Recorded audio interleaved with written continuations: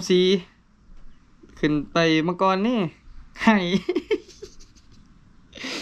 โอ้ก็สิว่าประจานหมู่ว่าปะว่าอยู่ก่อนไปพัฒนาตัวเองเนาะอย่าง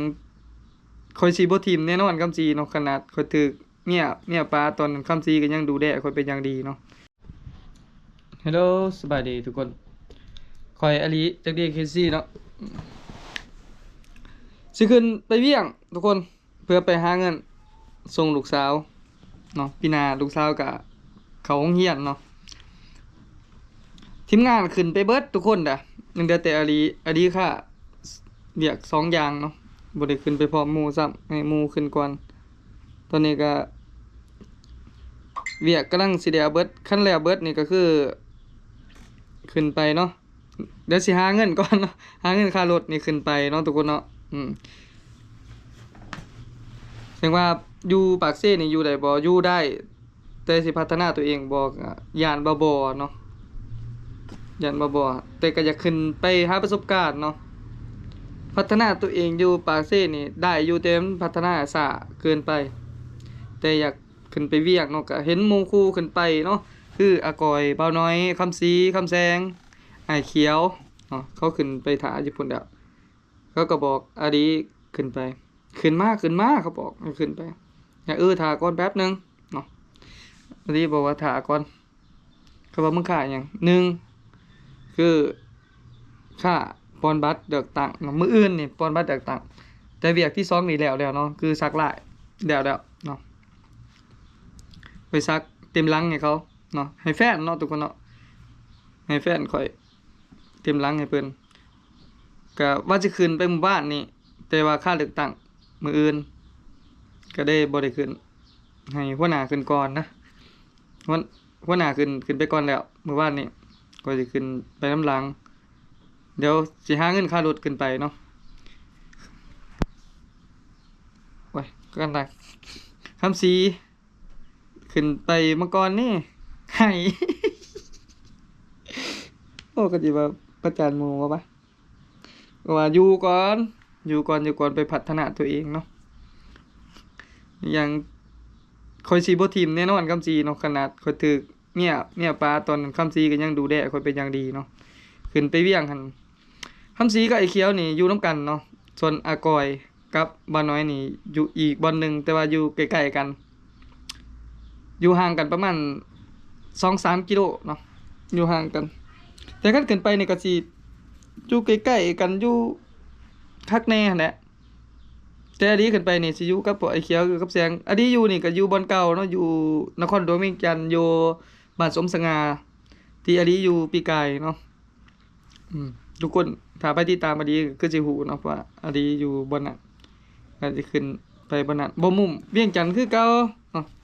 มีหยังสิบ่มุมหนึ่งเฮาลงมาปากซี่แล้วเฮาบ่พัฒนาตัวเองจักดีเลยหาเงินก็บ่ค่อยได้ก็อยากขึ้นไปพัฒนาตัวเองอีหลียอมรับ1มาการเงินเฮาบ่ค่อยดีคือให้อีโตนดูปีหน้าเพิ่นก็เข้าโรงเรียนเนาะบ่อยากให้คนอื่นเว้าให้ว่าเป็นพ่อภาษาหยังว่าบ่ส่งเงินให้ลูกเนาะซึ่งว่าข้อยเองก็บ่ได้ส่งเงินให้ลูกประมาณ 3-4 เดือนแล้วบ่ได้ส่งให้เพิ่นแล้วก็บ่ได้ไปเฮ็ดนาบ่กล้าไปสู่นานะแบบคันขึ้นไปหาเพิ่นก็ก็ต้องมีของติดไม้ติดมือบ่จังซี้นะแต่คันสิขึ้นไปแต่ตู้บ่กล้าเนาะบ่กล้าอีหลีช่วงหนึ่งหันว่าสิขึ้นไปแล้วช่วงข้อยรับงานอยู่เมืองโขงน่ะทำงานเมืองโขงบัดสิขึ้นบัดสิลงมาแล้วก็แวะหาน้องลีอาแต่รถผัดไฟฟ้าไฟเบิดเนาะให้รถเข้ามาแก้พอดีค่ำก็บ่ได้เห็นหน้าลูกซับได้เงินมาว่าสิขึ้นไปหาลูกผัดว่าค่าก็บ่ได้ขึ้นไปซ้ำเงินก็ผัดใส่เบิดก่อนเนาะเงินตอนทำงานก็บ่ได้หลายเนาะ 2,000 บาทแล้วก็อยู่ยามจังซี่เด้อก็บ่มีเงินใช้ ยอมรับเนาะว่าตัวเองหาเงินบ่ได้ช่วงนี้ไปสิว่าจังได๋ก็อยากแต่ข้อยปีนแนวความคิดก็คือข้อยอยากกลับไปอยู่เวียงคืนเอาไปพัฒนาตัวเองเนาะไปหาเงินหาคำอยู่พู้นหนึ่งมาหมู่ครูก็บอกว่าให้ขึ้นไปให้ขึ้นไปหาเงินซอยกันเนาะซึ่งอากอยเพิ่นก็เฮ็ดครีมของเพิ่นเนาะแต่อันนี้ก็ขึ้นไปก่อนเนาะขึ้นหนึ่งคือข้อยเองนี่การตลาดข้อยต่ำการตลาดข้อยบ่ค่อยมีเด้ความรู้ข้อยบ่มีในการตลาดเด้นี่แหละเป้าหมายแรกข้อยนี่ข้อยอยากขึ้นไปพัฒนาตัวเองการตลาดของข้อยให้มันดีสองมาคือข้อยอยากมีสินค้าของตัวเองก็สิขึ้นไปขายซอยกันหั่นแหละกับอากอยนะครีมบุญโฮมเพิ่นน่ะขึ้นไปขายซอยเพิ่นเนาะถึงว่าบ่แม่นของเฮาก็อยากซอยสนับสนุนหมู่แล้วก็คำศรีแหน่เนาะคำศรีก็กระจิตกระใจก็บ่อยู่กับโตเนาะก็ขึ้นไปให้กำลังใจกันนั่นแหละอยู่ให้มันรอดนำกันเพิ่นก็อยากลงมาปากเซ่คืนเพิ่นว่าก็อันนี้เองก็เลยว่าให้อยู่ก่อนอยู่ไปเรื่อยๆก่อนหาก็ขึ้นไปบ่อยากให้ฟ้าวลงมาไปพัฒนาตัวเองก่อนอยู่พุ่น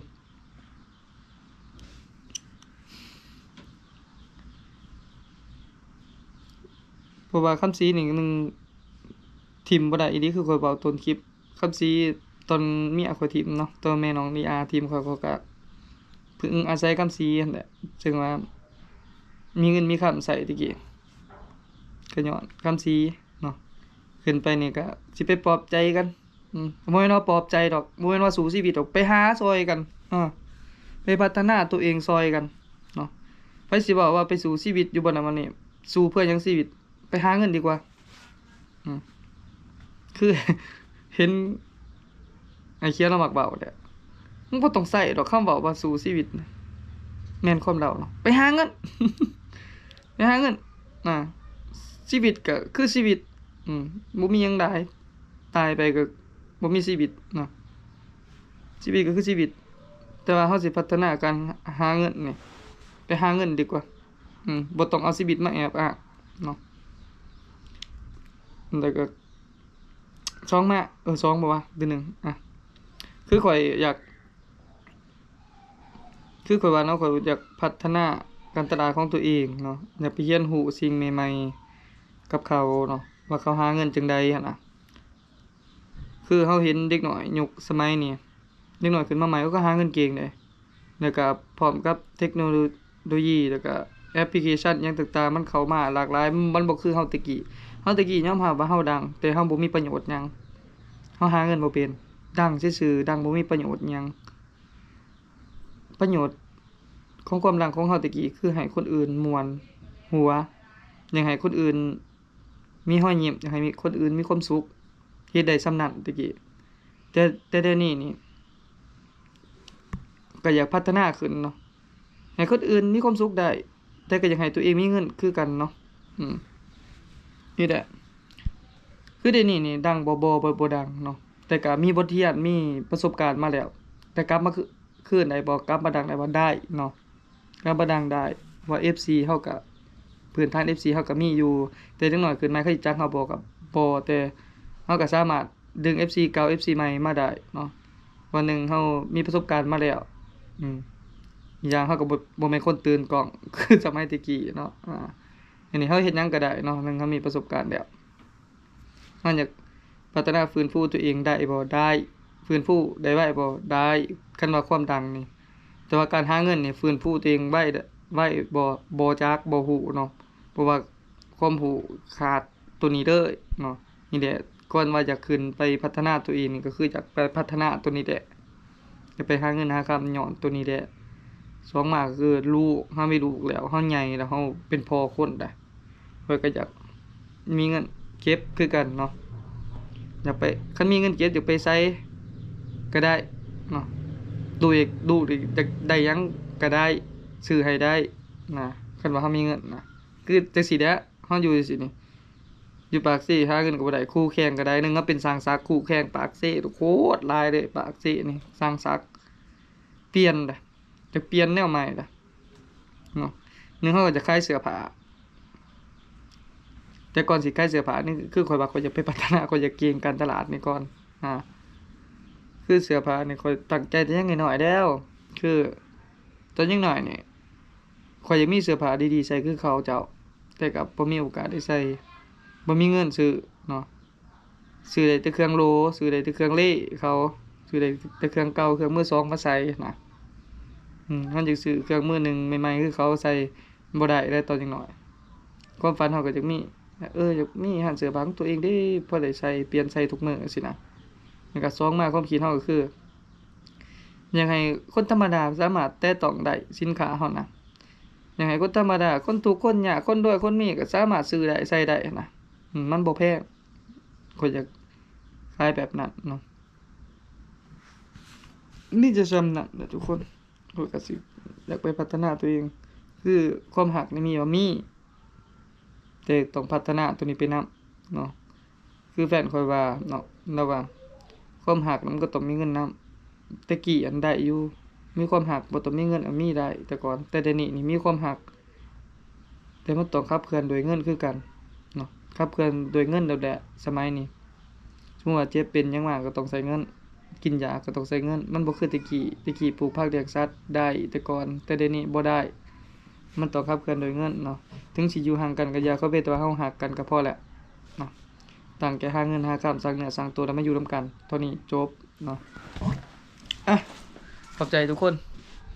ก็สิไปพัฒนาตัวเองตั้งใจแต่ก่อนอื่นหาเงินค่ารถ หาเงินค่ารถขึ้นเวียงก่อนโอเคบ๊ายบายทุกคนขอบใจเด้อที่รับชมรับฟัง